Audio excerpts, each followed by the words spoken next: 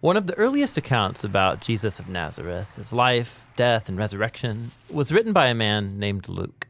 We know it as the Gospel of Luke, but Luke continued the story in a second volume, Called the Book of Acts, and it's all about what Jesus continued to do after his resurrection. Acts begins with the disciples who are hanging out with Jesus, who's just come back to life, which is mind-blowing to imagine. And then for weeks, the risen Jesus kept teaching them about his upside-down kingdom, the new creation that he launched through his death and resurrection. This is exciting stuff, and the disciples are ready to go tell the world. But then Jesus tells them to wait and to stay in Jerusalem until they receive a new kind of power so they can be faithful witnesses to Jesus and his kingdom. Then he says that their mission is going to begin in Jerusalem, then move out to Judea and Samaria, and then from there out into the nations. It's like a roadmap for the whole book of Acts. Then the disciples saw Jesus enthroned as king of all creation. So the disciples wait, wondering when this power is going to come. And then comes the time of Pentecost. So this is an ancient Israelite festival. It's during the early summer,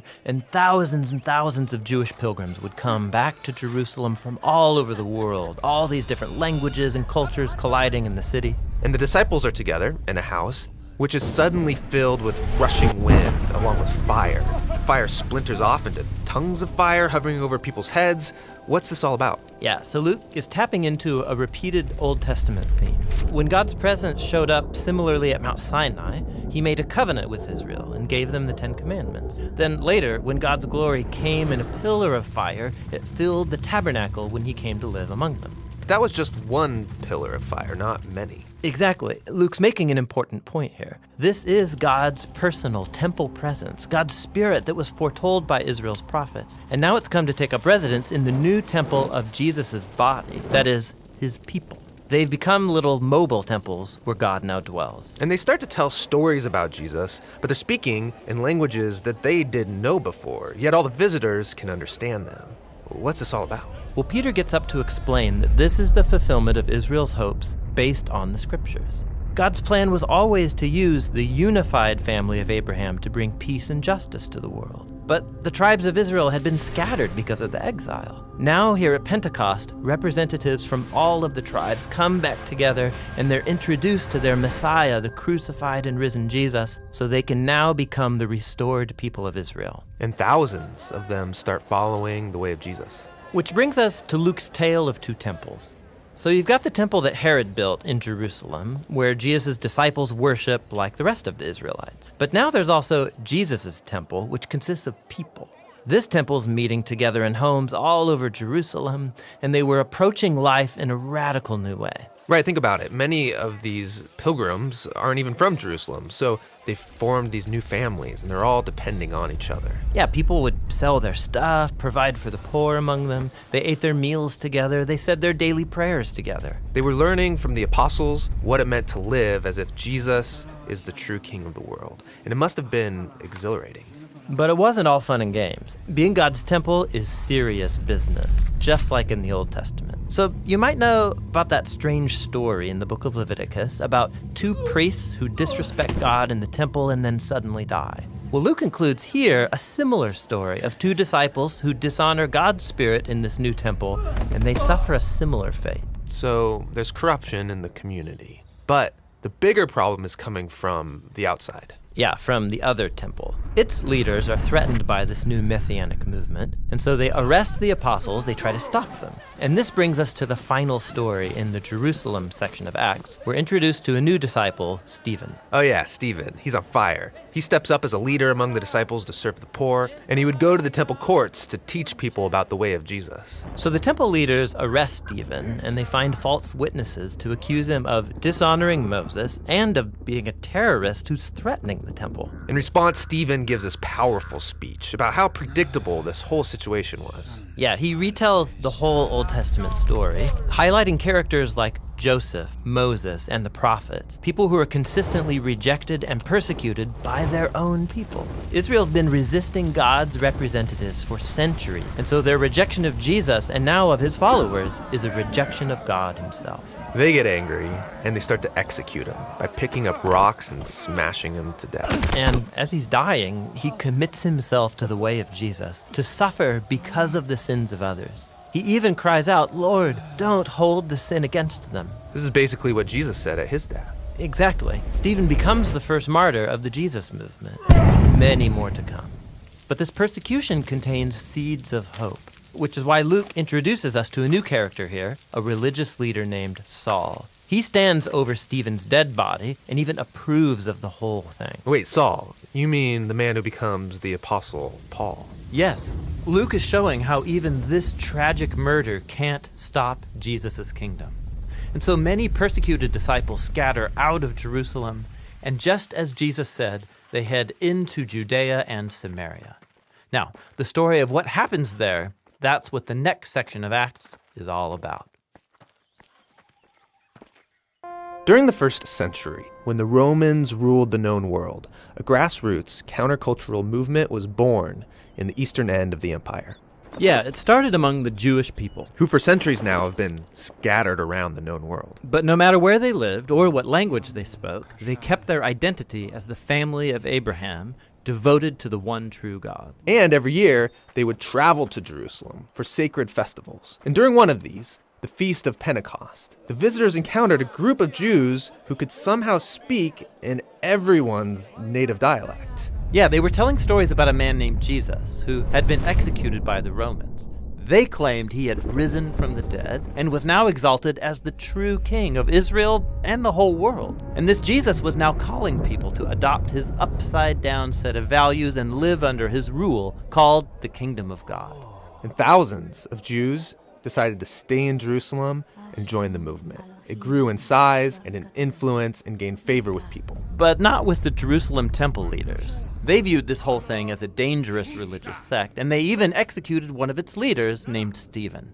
It's no longer safe in Jerusalem, and so most of the followers flee for the outlying land called Judea. And you might think that's the end of the story, but actually, this tragedy became the way the movement spread outside Jerusalem. That's where the second part of the book of Acts begins.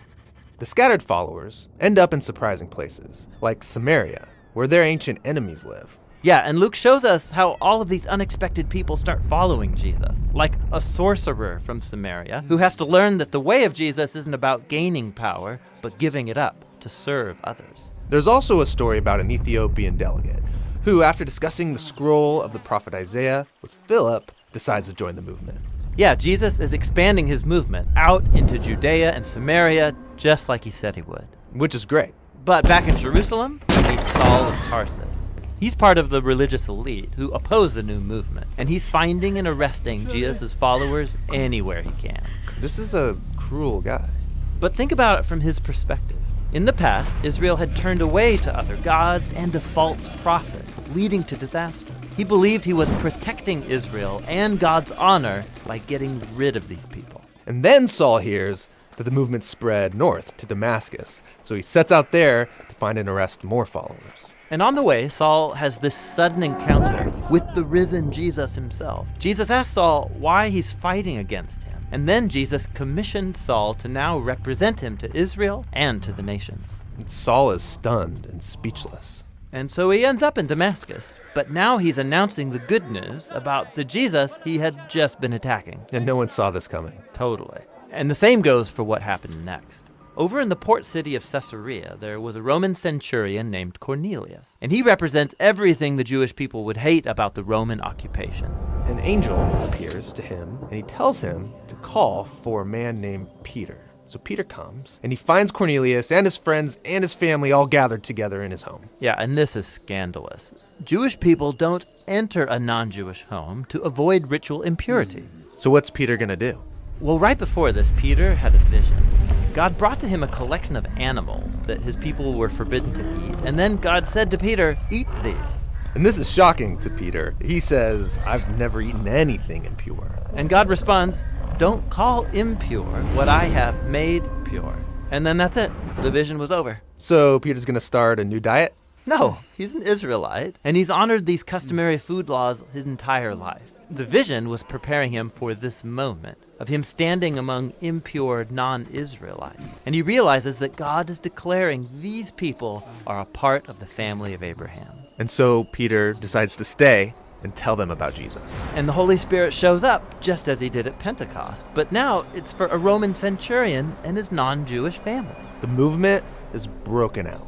And so back in Jerusalem, Peter is now telling the other apostles about what happened, and they start getting reports about even more non-Jewish people following Jesus up in the big trade city north called Antioch. So they send a man there named Barnabas to check things out. Barnabas finds the Jesus movement alive and well in Antioch, and he finds it's made up of people from all over the world. And so Barnabas recruits Saul to come and work with him in Antioch for a year. They're teaching, living among the people there, watching the movement grow. The church in Antioch was the first international Jesus community, and it is where Jesus' followers were first called Christians, the Christ ones. And so the way of Jesus was transformed from a group of Messianic Jews in Jerusalem into the multi-ethnic Jesus movement spreading through the world. Their faith was the same.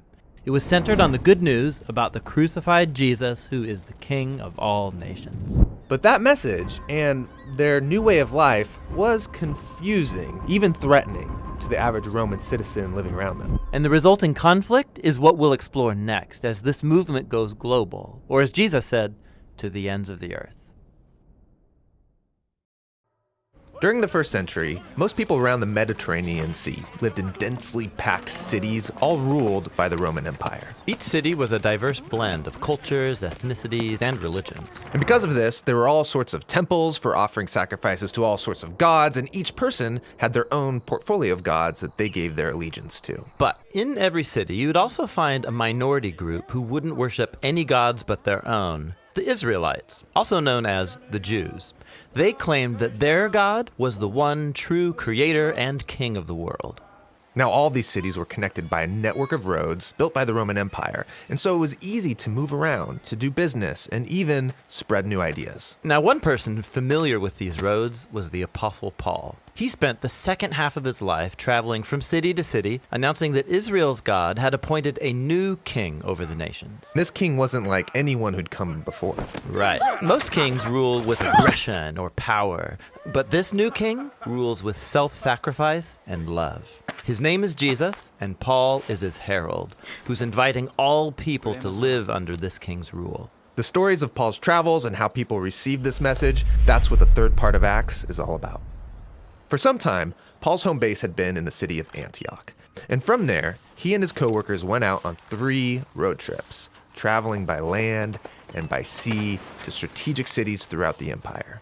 In each city, Paul's custom was to go first to the Jewish synagogue where his people gathered. He'd start teaching and showing how the Messianic king promised in the Hebrew scriptures is Jesus of Nazareth. And some believed this news, others didn't, and still others thought this message was so misleading and dangerous, they would incite riots to kick Paul out of town. And so that's when Paul would take to the bustling city marketplace. He would set up shop there to make and sell leather tents to cover his travel expenses. And here, Paul kept sharing the news about the risen King Jesus with anybody who would listen. He was often misunderstood as just promoting a new god. One time he prayed for a sick person, they were healed, and everyone around thought he must be a Greek god that came down to visit them. But Paul insisted there's only one true God, and he was his servant.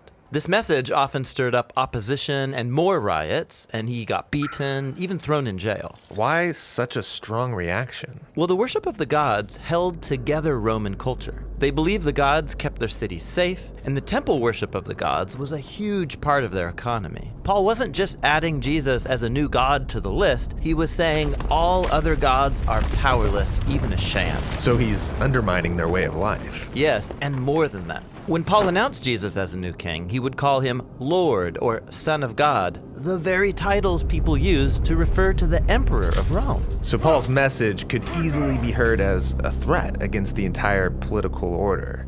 Why would anyone join this movement? I mean, it sounds dangerous. Well, people were captivated by the story of Jesus and how his love created communities where all people were treated as equals, regardless of ethnicity, gender, or economic status. These people formed new families that would eat together. They lived sacrificially and took care of their poor. They lived like Jesus actually was the king. Right. And so in every city where Paul announced the message about Jesus, people were being transformed by God's Spirit to become new kinds of humans. So Paul would stay stay in that city and teach them the way of Jesus. And then he would leave for a new city. This was a difficult life. Paul had to endure a lot of pain and a lot of suffering.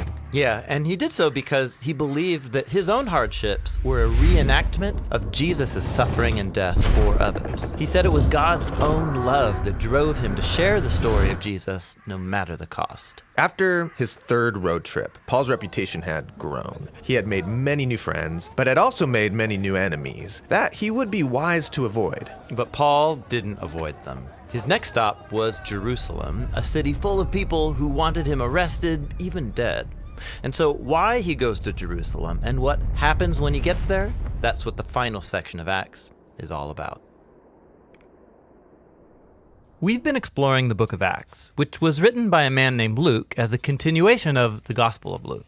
Acts began with Jesus telling his followers to spread the good news about his kingdom. And they would start in Jerusalem, then go out into the neighboring regions, and from there to the ends of the earth. Now, in Jerusalem, their message was received by many and opposed by many, especially by the leaders of the temple. They were scandalized by this new claim that the whole story of Israel had been fulfilled by Jesus' life, death, and resurrection. One of these leaders was a man named Saul of Tarsus, who worked tirelessly to stop the movement. That is, until he met the risen Jesus himself. And this encounter transformed Saul from an enemy of Jesus into a herald of his kingdom. And so for years, he traveled about the Roman Empire using his Roman name, Paul, starting Jesus communities all over. And one of Paul's greatest desires was that all of these diverse communities would see themselves as one unified people, regardless of their differences, Jew or non-Jew, male or female, slave or free.